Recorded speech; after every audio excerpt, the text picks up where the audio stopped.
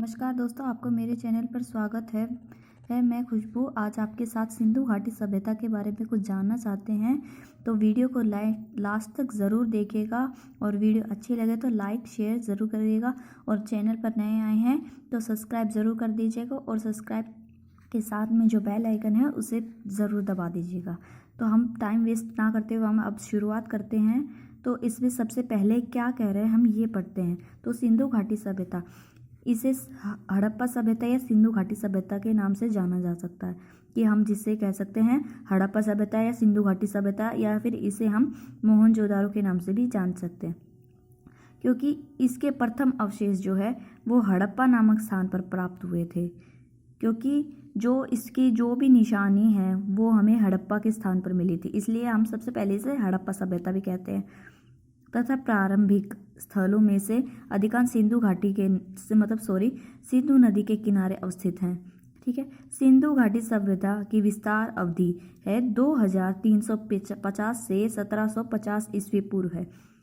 सर्वप्रथम 1921 में राय बहादुर दयाराम साहनी ने हड़प्पा सभ्यता नामक स्थान पर इसके अवशेष खोजे थे, जो कि 1921 में राय बहादुर थे, उन्होंने हड़प्पा के अवशेष खोजे थे।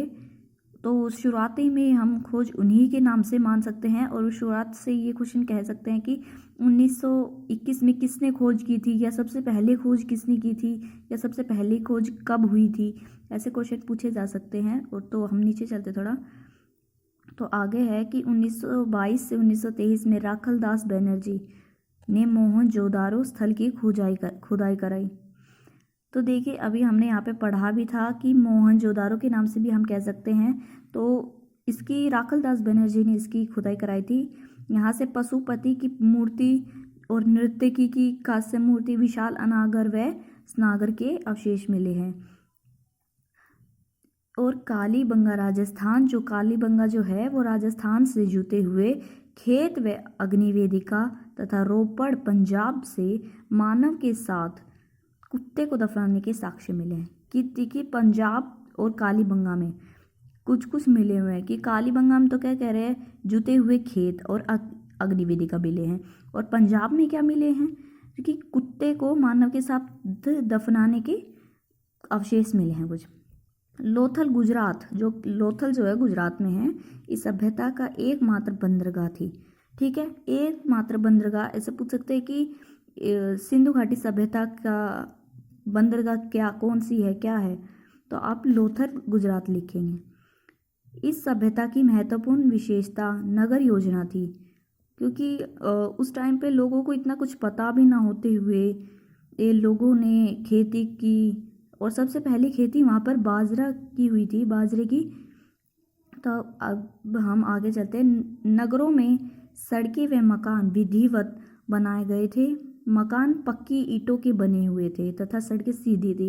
उनकी सड़कें जो थी बहुत चौड़ी थी और लंबी लंबी जो थी। और जो उन्होंने मकान जो बनाए थे, जैसे कि हमारे घर पे क्या होता है कि हम रोड की तरफ हम दरवाज़ा करते हैं, परंतु वो ऐसा नहीं करते थे। वो जैसे कि हमारा जहाँ के घर का पीछा होता है ना, वो वहाँ पर ही घर का क्या करते थे, गेट वहीं पे खोलते थे वो, ताकि बच्चे जो है रोड पे सीधा ना चढ़े, ताकि यहाँ पे जैसे कार मोटरसाइकिल चलती है ना तो एक्सीडेंट वगैरह ना हो जाए, इसीलिए ऐसा करते थे वो। नगरों में अनाज के भंडार के लिए अनागर बनाए गए थे। ठीक है, कृषि व पशुपालन के साथ साथ उद्योग एवं व्यापार भी अर्थव्यवस्था के प्रमुख आधार थे। कि जहाँ पे कृषि और पशुपालन होता था वहाँ पे व्यापार भी होता था और उद्योग भी एक अर्थव्यवस्था के प्रमुख आधार थे। ये वस्त्र निर्माण इस काल की प्रमुख उद्योग था। जो वस्त्रों का निर्माण करना इस काल का महत्वपूर्ण उद्योग था। सूती वस्त्रों के अवशेष से ज्ञात होता है कि यहाँ के निवासी कपास उगाना भी जानते थे। ठीक है, हाँ सॉरी, एक्चुअल में गलती हो गई, कपास की खेती थी सबसे पहली, बाजरे की नहीं, ये कन्फ्यूज़न हो गया था मेरे को। तो यहाँ के लोगों ने सबसे पहले खेती कौन सी की थी, कपास की। यहाँ के निवासी वस्तु विनिमय द्वारा व्यापार करते थे। वस्तु विनिमय का आपने अर्थशास्त्र में पढ़ा होगा कि एक वस्तु का, जैसे कि अमेरिका के द्वारा पहले $1 1 रुपये के बराबर था, जैसे अब है $1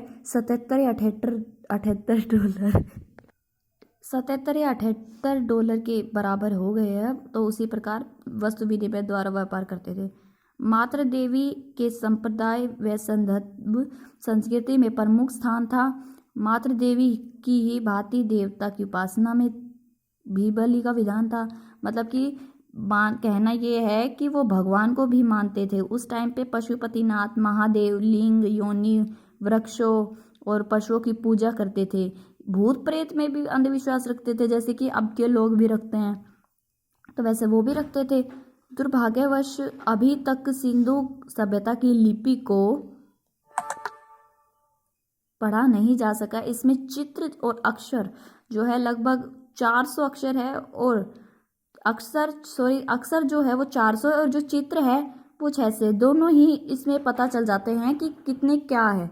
तो मैंने आपको ये सिंधु घाटी सभ्यता का एक बार रिवीजन करा दिया है। वैसे इजी ही था, जो कि आपसे इसमें से ही कुछ क्वेश्चन पूछे जा सकते हैं, एक्स्ट्रा नहीं।